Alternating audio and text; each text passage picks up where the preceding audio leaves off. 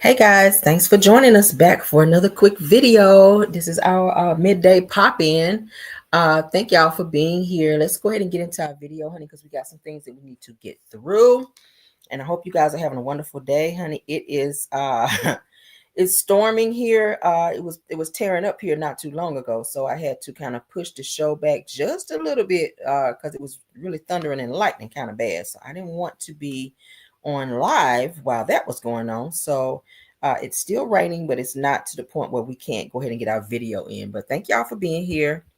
Thank y'all for being here. I see you, Shirley Terry, Stacy Lane. Thanks for being here. Let's get into the show. All right, everything said in the video is alleged and in my opinion and is used for fair use and entertainment.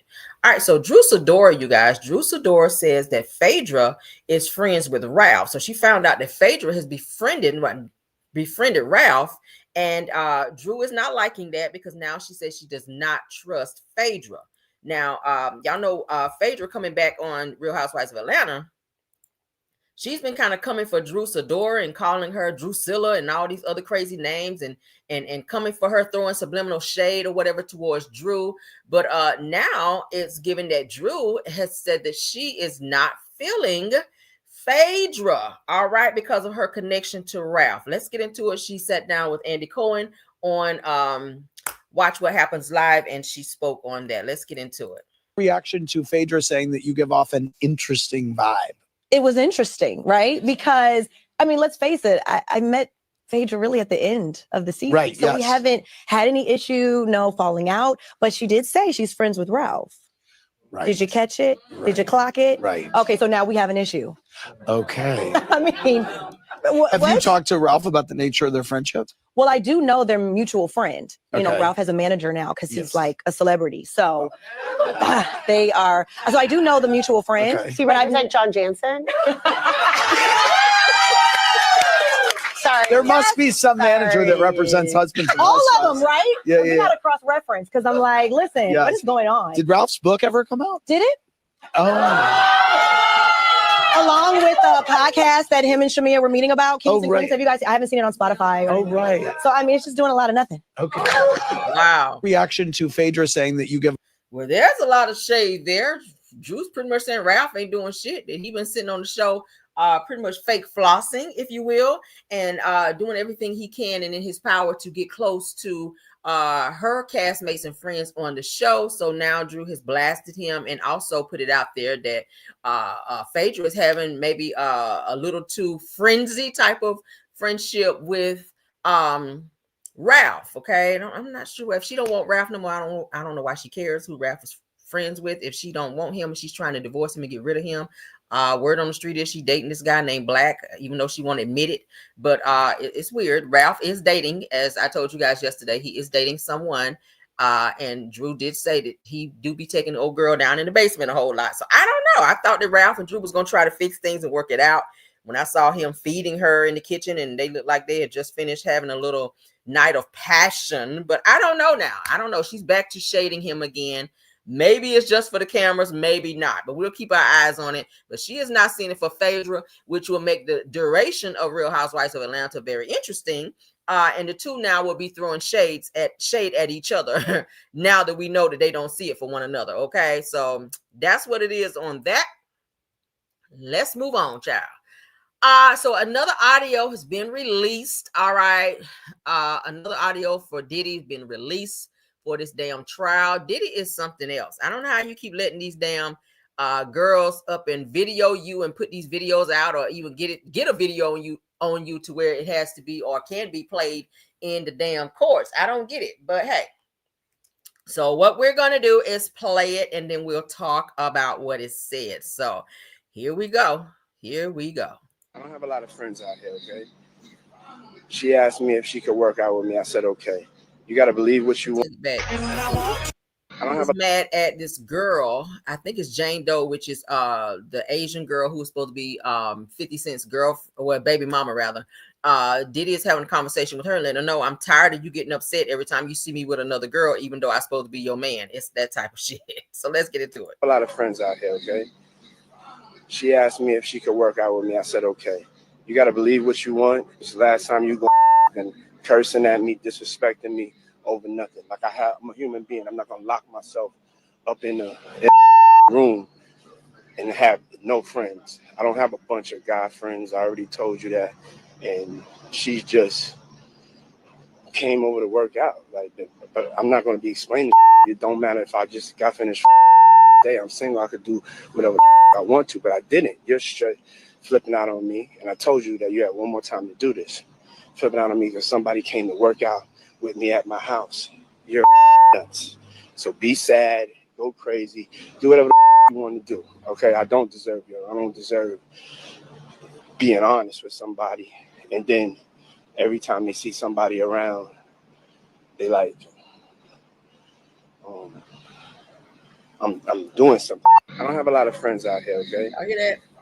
She asked me. My thing is, if you're dating somebody, yeah, you are single by way of not being married in that way. But if you're dating somebody, it's hella disrespectful to be having females over to your house. Even though if y'all are working out, it doesn't feel good to the person that you're dating to know that you're entertaining another female when you've made it very plain to said person that you guys are exclusively in a relationship. But then they keep seeing other women coming around and you acting so nonchalant and giving her this attitude like she doesn't have the right to ask you about it or call you out about it or ask who this person is or what's going on between you and said person. I mean, is it okay for her to be with other people that you don't pick? We ain't talking about no FOs. Is it okay for this person, for this girl, Jane Doe, to have been with someone else and having them to her house, saying that they're working out when they're probably, laid up somewhere? Like, I don't know. What Diddy's mindset is that he thinks that he's this God. He has this God complex that he can rule all of these women that he date. It's just not cool. If you want to be single and date multiple people, make it plain to the person that you're dating up front. And if they're cool with it, then go with it. Because y'all are adults. You can't tell a person what to do when they're grown. But if she goes up with you having multiple women coming in and out of your place when y'all supposed to be dating, great. But if she's not cool with it and she keeps vocalizing that, stop getting mad with her because she's telling you stop disrespecting me. And you're mad because you can't disrespect her. Like, what kind of ish is that? It's weird. But I'm going to play it one more time for you guys, and then we're going to move forward. Me if she could work out with me, I said, okay. You got to believe what you want. It's the last time you go and cursing at me, disrespecting me over nothing. Like I'm a human being. I'm not going to lock myself up in a room and have no friends. I don't have a bunch of guy friends. I already told you that. And she just came over to work out. Like, but I'm not going to be explaining. It don't matter if I just got finished day. I'm single. I could do whatever I want to, but I didn't. You're straight flipping out on me. And I told you that you had one more time to do this. Flipping out on me because somebody came to work out with me at my house. You're nuts. So be sad, go crazy, do whatever you want to do. Okay, I don't deserve you. I don't deserve being honest with somebody. And then every time they see somebody around, they like, I'm doing something. I don't have a lot of friends out here, okay? I hear that. She asked me if Why did he always play victim when he get called out? Y'all see how he flipped it and made himself the victim? I don't deserve this. No, she don't deserve to be disrespected. She don't deserve for you to be calling strange men on the internet and having her do FOs. She don't deserve for you to be picking other women who you like a little bit more than her when you're supposed to be in a relationship with her, flying them out, taking them on shopping sprees, having sexual contact with them, flirting with them, and doing other things that you would not allow her to do if she did it with another man. That's what I keep saying here. What is going on with Diddy?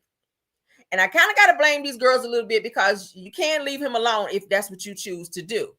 If he don't become crazy like he did with Cassie. Because I know Cassie, they said Cassie tried to leave multiple times. He would hunt her down, bring her back, and then use that whole, you still owe me 10 albums because you're in this contract, that type thing. He knew what he was doing when he locked her in it before to be able to always have her around so that she can do these FOs. And when she tried to leave us, you're under this 10 album contract, which is very unheard of. I told you guys that before. But Diddy, I really feel like Diddy has some serious psychological situations going on in his brain that is something not connecting with him.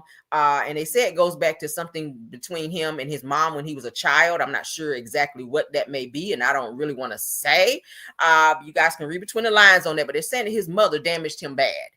They're saying that his mother was doing some very unmentionable things, not to him, but probably, I don't know, but not to him, but having other girls coming over and maybe like a pimpstress, if you will, with other girls, luring girls over to say, hey, y'all, come over and do some modeling or whatever. And they get there with the understanding it's going to be modeling and it's something else.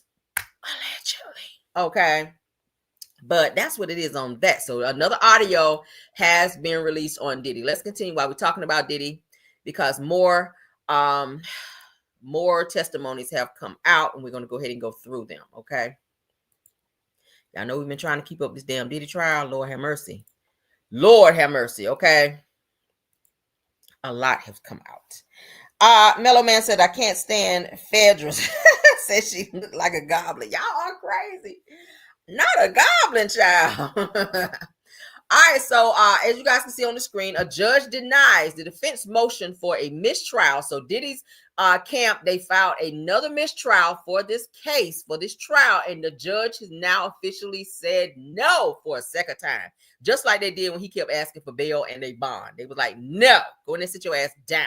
So they want to hear this case all the way out, because a lot of things that's being testified in this case is starting to connect to some of the charges that Diddy is being charged for in said trial. All right. But we're going to get into the testimony of Jane Doe, because she did take the stand again today to testify. Let's get into it. So Jane Doe testifies that her relationship with Diddy became difficult when he began dating Young Miami. That's Young Miami on the screen here, aka Carisha. Okay. Do I think they were dating? No. Do I feel like she was in some FOs? Yes. But we're going to get into it. All right. Diddy trial, day 20. Let's get into it. Jane Doe, one of Diddy's accusers, returns to the witness stand, said that this marks day 4 of her testimony.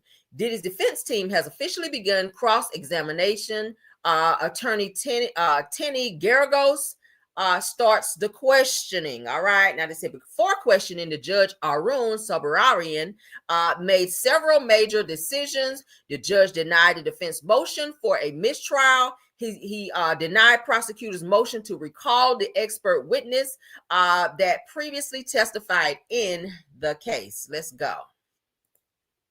All right. So Tenny Garagos begins cross-examination by asking Jane about the times that she actually met with Diddy's defense team. Jane admits that she stopped meeting with the team in April. She says that she believes that her attorneys is still representing her well, despite being paid by Diddy. Now, she has not spoken to or seen Diddy prior to the trial since September's arrest. Now, Garagos asked Jane if she regretted a lot of the choices that she made during her relationship with Diddy. Jane said, I resent him for leading me to the lifestyle that he led me to. Now, when questioned about whether or not she willingly made these decisions, she said, my choices were made under a lot of emotional pressure. Okay. Now, Jane said that she loved to nurture Diddy after hotel nights. She says that he was my baby, according to her. Jane says that she'd bathe him, give him foot massages, and even feed him. She said that she'd put on Dateline, his favorite show, and watched, and that they'd watched until he fell asleep. All right, so they said, in regards to the hotel nights, Jane said, I felt that my partner was trusting me in a very vulnerable moment. And well, so he made me believe that this was something really special. Said that this was something only he and I did. And I really took that on very strongly. Now, she says that as time went on, that it was very conflicting for me internally, because I'm breaking all of my own boundaries just to make him feel extremely loved. Okay. Jane says that sex with Diddy, regardless of an additional person joining them, typically involved role play. She says that Diddy would offer her ecstasy and direct her. Said that she said that some role play scenes that she's played. Hold on. She said that some role play scenes that she play into a cheating fantasy. Some sick shit, it sounds like. Now, Jane said that a scene that she's played, that don't make sense, would go like this. It said that Sean left town and I'm home alone with me and whomever, and I'm sneaking in this entertainer, and it's just me and this entertainer. Fantasy talking about Sean is on a plane, and I couldn't wait to get this entertainer all alone. Now, says that Jane testified that at this time, or at times that Diddy uplifted her, he invested $20,000 in her clothing line, and says that she felt that she only made 10% of what she could have earned during her relationship with Diddy. Says that Jane also testified that she got $4,700 monthly from child support. It also goes on to say that an audio of Jane expressing her happiness with a trip that they took was played for the jury. Now, on the audio, Jane says that everything just feels good and I'm so happy. Jane says that she was speaking about the trip and time spent with Diddy, excluding the escorts. Okay. Now, it goes on to say that Jane says that at first she did not mind Diddy's polyamorous dating when they were getting to know one another, but she fell for him and she wanted him to herself. Now, Jane said that the relationship became difficult when Diddy began dating Young Miami. She said that I didn't sign up to date a man that was in a public relationship, according to her. She also goes on to say that she realized that Diddy was a drug addict early on, and she described an instance where Diddy's hands would be shaking and his eyes and teeth color were changing. It says that she suggested that he go into rehab, into a clinic in Thailand. It goes on to say that Jane says that as the relationship progressed, that she noticed a very strong pattern, but did not want to label Diddy a drug addict, but rather a big party guy. If you guys notice that Diddy started just like wearing shades all the time. Now, before you could see his eyes, Diddy, when he would come out, he wanted to always be seen, of course, but he never wore shades like 24/7 on stage, outside, indoors. Like, he always had those shades. And now it makes sense if she's saying that his eyes and teeth color started changing. He didn't want people to start noticing maybe that he was an addict or had some type of an addiction, or that maybe he was high at the time. Okay. For his eyes and his teeth color to start changing, and said that he would be shaking. That's a clear indication that he definitely got that addict itch. Okay. As they call it. Let's continue. Now, it says that Jane testified that she was okay with being filmed during the hotel nights. So the defense, Garrigo, says that you put on a good show for him in these videos because you knew that he would watch them back, correct? Jane then says yes. So Jane said that she wondered why Diddy was turned on by seeing her have sex with another man. She says that she thought that maybe he was interested in bisexuality, but was too scared to do the act by himself and used the hotel nights as an alternative option. Didn't I tell y'all this the other day? We talked about this the other day, and I said to you guys that the reason why Diddy is so aggressive towards women is because he wants this life for himself. He wants to be able to lay with the man, and sitting back watching these girls carry out this fantasy of voyeurism. He's fantasizing himself being in their position, but he's scared to do it because he maybe doesn't want to cross the line, or he's not ready yet to come out of the closet, or for people to talk about what Diddy does with another person, same sex, in the bedroom. I don't think he's ready for that yet. Now, do you think that Diddy's been with a man before? Probably, but I don't think that he wants it to be out in the public because he's so image driven. Okay. So Jane says that ecstasy helped Diddy's moods. That she also says that before ecstasy, that Diddy would be agitated and stressed, but after taking it, he would be happy, charismatic, and had very good energy. Now, Jane testified that she believes that Christina Corium, which they call her KK, her opinion of her influenced how Diddy treated her. All right. All right. So let's stop sharing. Hold on. Let's read this because this sounds interesting. Shout out to the Shade Room. Now it says as Jane Doe continues to take the stand, that she testified that although she initially accepted a polyamorous lifestyle, that the emotional toll grew as the relationship began to resemble a monogamous one in appearance, even though it wasn't. So Jane admitted to feeling hurt when Diddy shifted his attention to Young Miami. It says, if you recall that the two went public in June of 2022 and called it quits in April of 2023. Now, Jane Doe also expressed concern over Combs' excessive drug and alcohol use. She testified about a trip in Turks and Caicos where she noticed troubling signs within Diddy, including jaundice-like symptoms, graying gums and tremors. Oh, not gray gums, girl. What the hell? She says that she encouraged him to seek help at a rehab facility in Thailand, which we already read. However, in my Kimmy voice, when asked if she believed that Combs had an addiction, Jane Doe says that she did not want to label Diddy as a drug addict, just a big party guy. Now, additionally, the woman spoke about Combs' sexual preference. Jane Doe says that she wondered why Diddy was turned on by seeing her have sex with another man. Said that she told the court that she thought maybe that he was interested in bisexuality, but was too scared to do the act by himself and used the hotel nights as an alternative option. So he was living vicariously through those he made do the FOs, including Cassie. Cassie was also used to carry out his very wild sexual voyeurism, if you will. Let's move on. All right, R. Kelly is in the news. He is speaking out. We have an update. Let's get into it. Okay, child. Oh Lord, Diddy really needs some help, some extreme therapy. I mean, more than just for drugs, honey. He got some other stuff, some serious demons going on within him.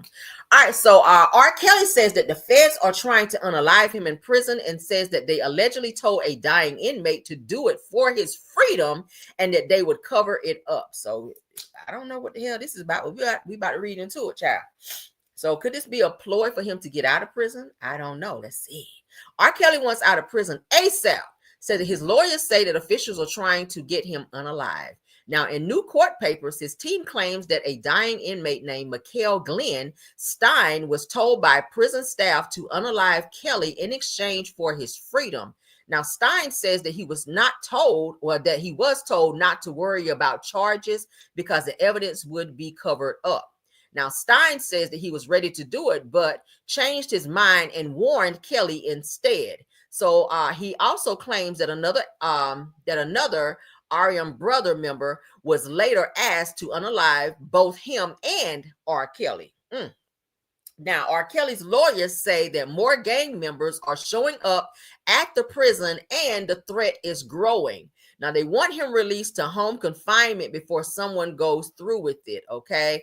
Now, they're saying that Kelly is currently serving a 30 years for sex trafficking and racketeering. An appeals court upheld his conviction earlier this year, okay? So if that's going on, they could possibly move him to another prison and put him in some type of in-house confinement to where other prisoners can't get to him, okay?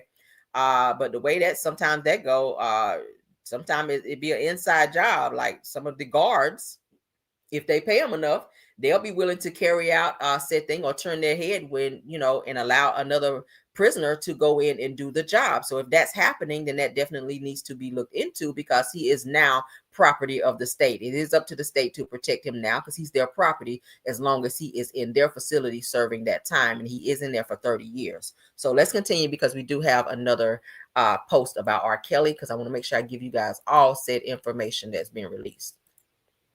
Child, they trying to get rid of the Pied Piper, Lord. Okay, boy, you better pull out your flute and start playing or something up in there. I don't know. You better start singing or something. Damn. That would be something, though, for the breaking news, child. Somebody to unalive R. Kelly. That would, now, if all the damn crimes that he committed, that would really make me sad because he's very talented. Nobody deserves to go out like that, okay?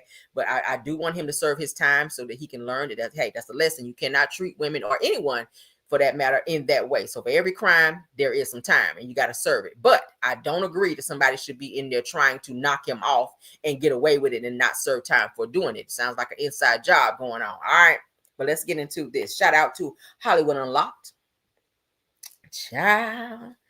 Piper better get in there, get that horn, child, and get the blowing or something. Shit, you better get a horn, a harmonica, or something. When you see him coming around the corner, you better blow that damn horn and let him know that some shit about to pop off up in there. All right. Okay.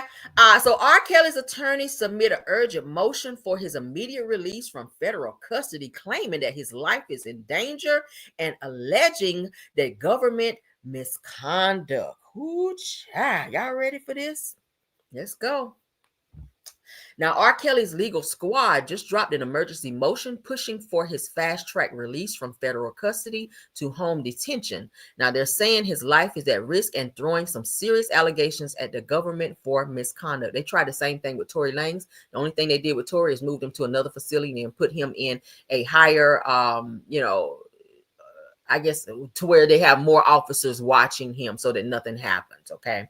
Now this says in a filing on Tuesday, which was today, which Variety got a look at, it says that Kelly's lawyers are claiming that they got solid proof that officials recruited an inmate to take him out while he's been locked up in federal prison down in North Carolina, where he's doing a 30-year stretch. Now, they shared a sworn declaration from Michael Glenn Stein, a terminally ill man who revealed that officials dangled the chance for him to walk free in exchange for taking out Kelly in his final days. Now, Stein said that he was told that Kelly and his attorneys were going to drop some damaging intel, which ties into claims that officials messed with attorney-client privilege by snooping on private letters, okay? It says that he also mentioned that officials informed him that he would be charged with Kelly's unaliving, but the evidence would be tampered with, ensuring that there wouldn't be a conviction. That's a dangerous allegation to make. Okay. That's a dangerous allegation to make. Now, do I feel like they're going to take him out and put him in house arrest? I don't think so. Do I think they'll move him to another facility where he is safe from said person who is set to carry out said crime? I do. They'll move him somewhere else before they let him out because of the crimes that he is in there for. Okay. He is a danger to society, which is why they chose to lock him up in the first place. If you guys followed the trial, in which I did, if you guys watched the documentary and all the women that came forward and talked about the things that they endured under R. Kelly's, under his hand, under his leadership, it was some very sick, twisted shit. And it all goes back to when he was also violated as a child and never got help. And then he grew up to be the person that he was, okay? Or to be the person that violated him when he was a child, okay? So the cycle repeated itself, and he became that to other women who he disrespected. And I feel that he was also kind of like Diddy, okay? Aggressive towards women and abusive in sexual nature because of what happened to him and the fact that he wanted to live out loud his private life because it was said that he liked men as well, okay? Yeah. Mm-hmm. Yeah, Dominique. Y'all remember the girl Dominique, the beautiful girl. After she got under R. Kelly's care, she was made to cut off all her hair and to look like a boy. And she said that she would also use strap-ons on R. Kelly as well. So it sounds like, and it was also said that the guy that R. Kelly was using to go on MySpace to recruit girls to come to his house where they were also violated, that R. Kelly had some type of sexual relationship with him. It was kind of sort of like his boyfriend, so to speak, behind closed doors, but out front, he would be always out with Azriel Clary and Jocelyn and all these other girls that he called girlfriends, but behind the scenes, he liked that action. Okay, with that good strap on, as they said. But you gotta, like I said, you gotta watch some of these guys who are DL and they are frustrated that they can't live out loud and live their lives that they want to live publicly because of image. So they are frustrated and they take their frustrations out on the closest thing to them, which are the women that they keep around them as beards. They keep beards around them to keep people from whispering and saying, hey, did you know that he was like this? Or did you know that this was going on? They want to be seen as this person who is really, they have a God complex and that have all these women around on their arm, beautiful women on their arm. As beautiful as Cassie was. Look how beautiful Cassie was. Look how beautiful J-Lo was. Look how beautiful Carisha was. Look at all these women that Diddy had. And we can even say the same about R. Kelly. These guys use these women to cover up their secret lifestyles. And it's a price to pay for that cover up as well. Okay. But that is what's going on. That's the update on R. Kelly in terms of what he is going through right now. We're going to keep our ears to the streets and see what happens with this. Again, I don't think they're going to let him out, but I do think he'll be moved probably to another facility. All right. But as we get updates, so will you, because you guys know I do spin the block on our topics so that you guys can always get the updates. Okay. But thank y'all for being here.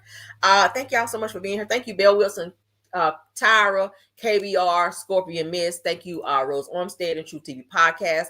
Thank you to all of our content creators. Sunny Days, if you're in the building, thanks for being here. School Board, if you stopped by here as well, thank you for stopping by as well. True TV, I already said True TV Podcast. All my content creators, okay? Janetta Speaks, I see you in the building. All right, thank you for stopping by, love. And everybody else. All right, everybody else. Y'all don't forget to tap on that like button so that you can support the video and push it out into the algorithm so that others may see it. You can also share it if you like as well, okay? Tell a friend and tell a friend, come on over here and get this tea, because y'all know we have it every time we go live, okay? Love you guys. I will be tapping back in one more time today unless something else is breaking news, okay? But I will be tapping in one more time with you guys. Have a wonderful time. Until the next time, let's go. Even when you feel low, you can still go. Even when you feel slow, you can still go. Even when there's no hope, you can still go. I never answer to no, man, I still go. Go, go, go, go, go, go, go, go, go, go.